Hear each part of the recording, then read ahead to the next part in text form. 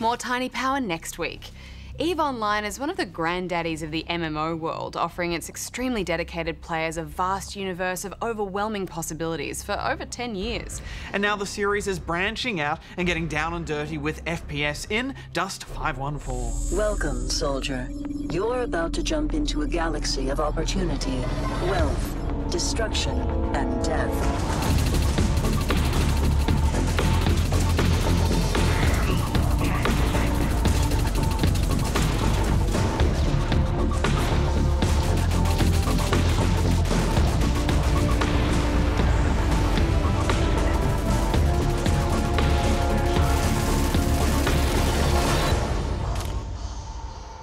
Now, first of all, we should state that we are not EVE players. I mean, we've briefly dipped our toes into its waters a few times over the years, but I think the sheer scale of it all and the time and just the commitment required, it's a tad daunting. Yes, I have made it halfway through the game's tutorial, however.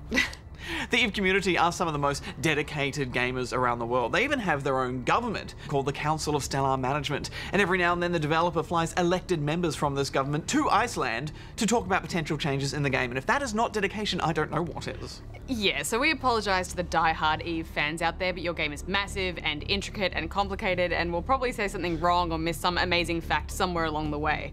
So now that we've covered ourselves, why don't we talk about the game? Yeah.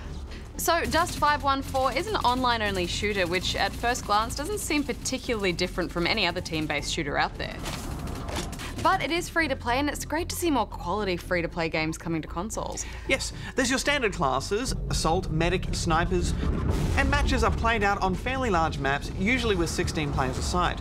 Although apparently it supports up to 48 players, but we never found a match that big. There are a few game modes, including a team deathmatch, but mostly you'll be playing a capture the point mode, where taking a point activates a large missile battery that will start attacking the enemy's command ship. Mission accomplished. Hostile MCC destroyed. And the first team to take down the enemy ship wins. I think it's fair to say that we've seen this kind of game 100 times before, but that's not a bad thing. The shooting is solid, weapons sound great, lag isn't much of an issue, and almost anyone can jump in without being daunted by the complexity of the EVE universe. But make no mistake, that complexity is there, just ticking away behind its pew-pew shooter facade. Because this isn't an FPS set in the EVE universe, it's actually in the EVE universe. Yes, and EVE and Dust actually run on the very same server, so they're both intricately linked. Every player in Dust is basically a mercenary, and EVE Online players can hire them to take control of planets. EVE players can even assist their mercs and bombard the battlefield from space. As EVE players like to say, we fly and they die. I just love that idea, having players in one game attack players in a different game. I mean, that's so cool. Although admittedly, after a whole day's worth of play, I only saw one bombardment and it didn't actually hit anyone, but it was still really cool. Still cool. You actually start with a healthy amount of cash and XP, and you'll need both to start leveling, since you have to first buy the skill book, and only then can you invest the XP into leveling. And the devs claim it'll take about 7 years to max out all your skills, so you'll really want to choose your skills wisely. We went for the obvious grunt option and maxed out all our armor and assault rifle skills to start with. There's a unique take on the inventory system as well. Basically, you create and customize drop suits, which are essentially loadouts. Each drop suit has a certain number of slots for putting everything in, from your main weapon to your sidearm to your damage modifiers and special abilities. And you need to level the right skills to equip bigger and better gear. Yeah, but when you buy new gear, it's essentially a one-use deal, because when you die, everything you've equipped is gone. They do give you an infinite amount of starter drop suits, so you'll always be able to play with those. But if you really want to kit yourself out, then you'd better make good use of it, because you only get one shot at it. You know, at first this rang some alarm bells with me, because it sounds like it's a ploy to get more money from players. But replenishing loadouts just costs a tiny fraction of what you'll earn from a single match. So unless you're going in with the top tier of gear and dying a lot, you'll rarely make a loss from playing. And when you've got cash riding on every life, it suddenly makes things very intense. Kind of like when you add real money to a poker game. Yeah, it's a solid free-to-play model without any real pay-to-win mechanics. But for those of you who do want to part with some real-world cash to get ahead, you have a few options.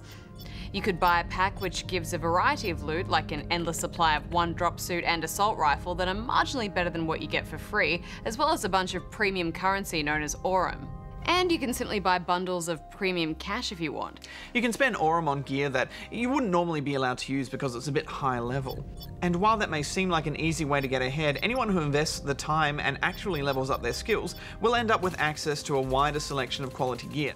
Yeah, and you can't buy bundles of XP or anything like that either, but you can buy XP boosters. Much like in EVE, you can actually earn XP when you're not even playing. So here you can buy a passive booster which will give you about 1/3 more XP when not playing, or an active one which gives you more XP from matches. And that's really all you can use the premium cash for, so that's nothing that's out of reach for players that really just want to invest their time. I do like the gritty sci-fi world these maps are set in. There's plenty of room for vehicles to move around and sniper spots, but it's not the prettiest game I've ever seen. But I think it's okay. MCC shields failed.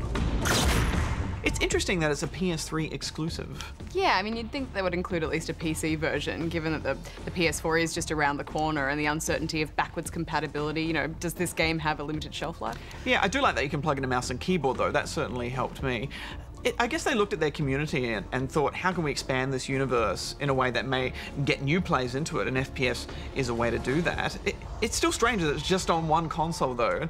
I guess it's a unique idea and they're trying new things. Yeah, and I guess when you think about games like Defiance, which are hooking in a TV show with their MMO, and of course there is a TV show coming for EVE as well, so maybe they're looking to do the same thing and have multi-cross-platform integration. It's the way of the future. Yeah, I wonder if we could do that with Good Game. Maybe we could have some kind of live Twitter feed updates, or while people are playing games, we could be analysing them, We could pop in. critiquing them We could while have they're little- so our faces could Yeah. pop up while they're gaming and be like, "Hi, I see you're playing Bioshock Infinite." Yeah, watch out for this One- next bit where this happens. It's One thing I awesome. thought about this moment.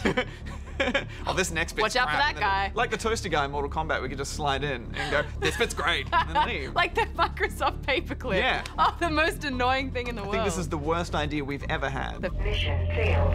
MCC destroyed. Final thoughts, Hex? Well, it hooks you in with solid shooting and then keeps you there with loads of unlocks and deep progression. Plus, it's free, so I'm giving it 8.5 out of 10. I'm giving it 8.5 as well.